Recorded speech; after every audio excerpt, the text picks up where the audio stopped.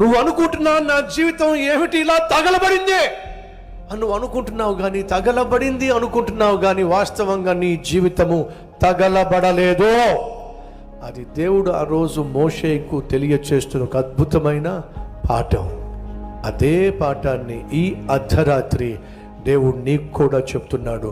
నువ్వు అనుకుంటున్నావు నా బ్రతుకు ఇలా తగలబడింది,